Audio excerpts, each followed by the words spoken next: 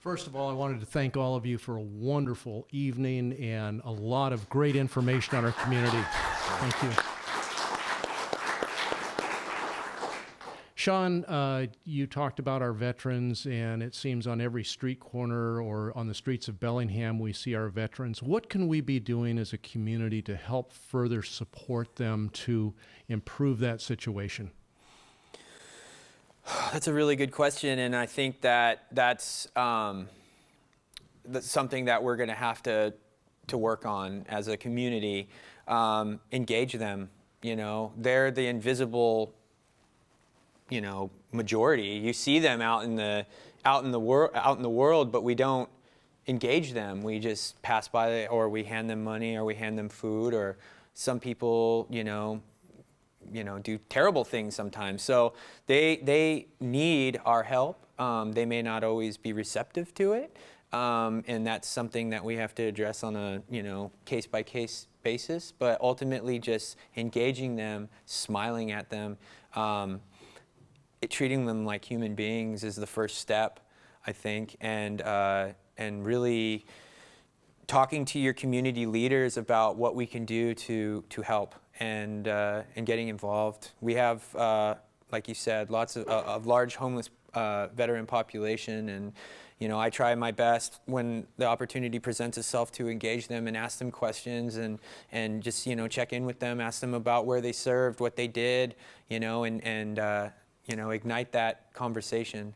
I think that's the beginning. I ultimately don't know what the definitive answer would be to solve it, whether it's, you know, housing or whatnot, but it starts with a conversation and engaging them.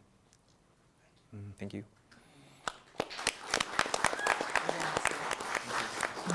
I have a question. You know, I think a lot of us probably in this room, you know, I watched some nightly news and, you know, talking about suicide amongst veterans, and you know, I always tell people I'm a survivor.